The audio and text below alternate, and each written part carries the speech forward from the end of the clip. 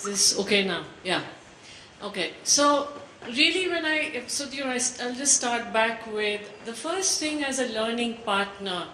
One has to recognize as a coach, and I'll start with myself as a coach rather than flipping it towards corporates first, is that 80% is really what is it that the client wants? How aware am I of that? And again, when it comes to the corporate, who is your client? So it's a three-way it's a client relationship that's happening both ways. And I took Shalini's permission to share an example, a story which I experienced, and I don't know if she recalls, but when I started as a coach, I was extremely bubbling, passionate. I had seen the difference it was making to my life, wanting to go make a difference in the world. As a consultant, when I was on the other side of the industry, I was as ruthless, as astute. I forgot. I was now having to deal with that same astute, ruthless person as my customer. Was I as astute and ruthless in handling that? That preparedness was something which I was not ready for. It was a wake-up call. It was really, I would thank that one experience. I came out completely pained. The sense of rejection, the blow to my ego was not fun at all. I walked in thinking I had a free pass because I had worked with Ashok as a trainee. So here is where I thought, okay, I have nothing to prove. I have a free pass. I went talking about what do I do today, and this is all about it. And I get a feedback back saying, hey, did she even ask us what we want? So there was no expectation setting that I even looked into. And I forgot the first coaching core competency of establishing an agreement. So that's when you pretty much go back to the drawing board of saying, okay, I am one of the stakeholders, the sponsor, if I were to look at it. Now there could be two scenarios. Either my client is my direct sponsor, client, or there's a sponsor in the middle. But if you're my learning partner as an HR partner, and you're the third person, are we each one understanding the expectations? Is this there and really taking on the words from today morning? Is there a very, very explicit understanding on all fronts of what do I want from this engagement? First, even why coaching? Why not mentoring? Why not consulting? Why not counseling? Why not therapy? Why not all of that? Why not training? Am I the right goose for the right gander? Am I the right person? I have had situations where I have walked in. About 6 months ago, I was asked to meet a client, and they said, he just doesn't listen, he's not getting it, he's had the feedback. So I said, okay, I'd like to spend... So first I had about a half an hour with the manager, then half an hour with the client, the potential coachee. And what I realized was, no, the coachee did not need the coaching. The manager needed the coaching. So I went back to HR. I said, I'm sorry, I don't think it is the coachee, potential coachee who you've identified needs the coaching. He's very clear. I think it's the other gentleman who needs the coaching. They said he's already undergoing a coaching. I said, then I suggest you look into the coaching goals and who is the right coach for him also. Because if he's still coming back to you and telling you that my manager needs coaching, then that my junior needs coaching, what is your relationship that's transpiring in between? And I walked out of the job. Now, if I go back 10 years back when I started, did I walk out of every job? No, that was a mistake one makes. Do you know you're the right person? Is it the right time? Is it the right time, right person, right organization? We had Sujaya in our chapter. We do have our events, and we requested Sujaya to come and share her experiences. Readiness of an organization, again, is a very, very critical piece of it. Now, if the organization culture is not ready, they're not understanding, what are you going and talking about? Do you have a process to explain? Do you have a structure? Do you have your clear value adds? What the morning is really telling me is there is a desire to make an investment. Am I able to shed light on the value, that the return that I bring on that investment? And similarly, is the HR partner able to shed light to the business head who is going to sign off on that budget and check the same return on investment? Is that three-way return on investment being very, very clearly articulated? You know, okay, what are we looking for? Increased productivity? Are we looking for behavior change, performance management? Are we looking for team coaching? Who's taking ownership for all of that? There is just so much of what I've seen. Like, I'll share another example when it comes to really ownership. As a chapter, we do a lot of work, and we started doing some leadership capability work. And if I really sit back as a coach and reflect what's gone right and what's gone wrong in that assignment, it started with, I think, us as coaches taking more ownership, and moved on to nobody taking ownership, because suddenly everybody thought it's going very well, and we had a bit of a crash landing. When we had that crash landing, okay, you suddenly wake up, everybody suddenly got up, oh, the organization got up, we got up, everybody needs to take ownership. We started working through that. Now came a point is, am I still continuing to take more ownership than I need to also? Has the partnership got established enough for me to step back and hand the baton over? So it's all about that adaptability. Am I adapting dynamically to that dynamic environment? Or am I staying stuck with, I started this way, I will continue this way? So there are lots of little elements that come into making a partnership successful. And for any successful partnership, it's all about really coming down, it's really saying, okay, what are my expectations, and am I moving along with them and changing? Because the expectations keep shifting as you go along. The environment today is complex, it is innovative, it is dynamic. There has to be a constant conversation. So first thing would be what is the stakeholders' understanding of coaching? And here is where I would like to take the ICF definition of coaching, and I'm opening that up because a lot of times as a coach, when we go to an organization talking about coaching, the first thing is, how much are both parties, whether it's me and the HR partner, me and the business, the client, how much understanding is there of what is it that is going to come out of this whole service? A partnership itself means that there's going to be a win-win, there's going to be an equals relationship, expectations are clear, we are both on the same page, there is a value add to both, we are here to learn. Now, it's a thought-provoking and creative process, so it is not remedial. If you look at the last line, the coach honors the client as the expert in his or her life and believes the client is creative, resourceful, and whole.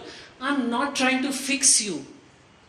There is no fix-it happening here. There is no solutioning happening here. There's no advice. There's no consulting. It is really about starting with the premise of you are whole and complete, what next? And how can the co-creation really happens from that space of being a thought-provoking and a creative partner when you're listening actively, when there's powerful questioning. And if I go back to whether it's Sudhanshu's presentation on the powerful questions, are you questioning all parties concerned? Are you listening for the needs? Are you listening for all of that? What is happening in that space at that point in time? Maximizing their potential. As a coach, I'm there to maximize your potential. I'm not there to maximize mine. So the onus is whose? The ownership of actions is the client's. So all these elements have to be very clearly laid out. What is my onus as a coach, and what is the onus of the client? Moving on. And the client is clearly the expert. I am the expert in coaching, but the client is the expert of their life, their circumstances, their domain. And I come in purely from the space as a coach, a person who's going to give that coaching presence, listen deeply, listen in that, create that space for reflection and introspection, ask the provocative questions, say directly, very clearly, okay, it's working, not working. Now, I have had instances where there are clients who may start out, there are times when an organization brings in a coach saying, okay, this client is not very committed. Two conversations down, once the trust and rapport has got built up, the client opens up and says, actually I'm planning to leave. Now, here comes the confidentiality from my end. Have I been engaged to support the client? Have I been engaged to support the organization alone? There are ethical conflicts which sometimes a coach faces, but I'm here.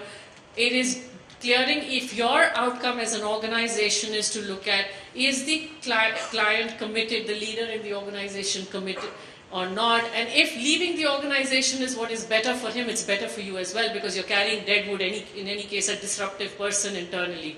So the coaching, if that also gets clarified, is job done. There are instances when, you have somebody, I've worked with someone in an organization where he was supposed to transition to an MD position. They wanted the person to really learn a lot of the very typical leadership skills of business development, networking, all of that. As the coaching progressed, we realized more and more that he was clearly an execution expert. Putting him into that space of networking, business development was never going to work for him. So what coaching really enabled was him accepting what he is good at, the organization accepting what he's right for, and the coach not pushing an agenda of just because I've been given a goal, I push it and try to deliver it even though it's not going to happen here. So that's where communication between the three parties becomes critical. Am I as a coach willing to stay up front, state it out, that hey, can you really do it? Am I willing to ask that difficult question? And then impart that client enough to go and speak up within the organization, because it's not my space to say it. I'm not ready for that. And let each one take that decision.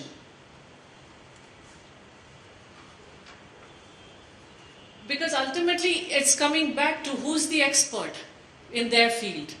Am I taking more onus than I need to? Am I willing to speak up? Now, a lot of coaching assignments sometimes, because of limited stakeholder involvement, do not really move forward very well. I have seen in the early days when, coaching was not very well understood, or even today, coaches are far more fortunate. I would say 10 years down, there's an awareness of coaching. There is, even if there's a misunderstanding and understanding of coaching, there is some level of space there. 10 years ago when I started, and sometimes you got roped into an assignment, I didn't have 100% clarity on the process, because you're trying to tell an organization, I need you to partner with me. The organization was uncomfortable because were they willing to say, I got you in purely to stroke you, to put it another check in the box that I gave you a developmental partner. I was not the right partner. And that's where one has to learn up to, really stand up to say, I'm not the right partner. So, and if the organization is not going to take equal ownership to this whole process, then this isn't working at all for any of us. It's better to step out than itself. There are times coaching progresses, and again, you need to step out partway. It starts with first aligning the coach with the client based on needs and personality. The interview stage is the most critical stage. Clear developmental areas and support and involvement of the organization becomes critical as a process to close the loop at all times. Are we having constant conversations to say, is there progress? Is it moving forward? Is the client doing what they need to do? Do I need any support internally to make this process work? Is there a feedback mechanism? And have I as a coach, have all of us very clearly understood the ethics and the standards of this space? The role of the coach would be really to provide the objective assessment, observations, listens closely, is a sounding board and exploring possibilities. I'm not here to find solutions. It's that space to explore. Champions opportunities and potential, encouraging the stretch. Is there true stretch and challenge happening, or are we playing in a happy space? And that's why shifts sometimes are not seen. There's too much happiness going on. It's not about being a friend. I'm here as a coach, I'm here to stretch you. Catalyst for shift in perspectives, challenging the blind spots and maintaining the professional boundaries. And there was role of coach, no. Role of is, okay, we had, there's one more. And then it comes to the client. Is the client really understanding that they need to take the action steps? Because without sustainable change, so in any coaching assignment, as we've been talking, it's something which does take time, change, sustainable change. Creating insights and awareness can happen in a laser session like this. But for sustainable change, you need time. For that, you need follow through. For that, you need ownership. For that, you need conviction in what I'm up to. And without that ownership and conviction and follow through, the process just doesn't loop around as sustainable change.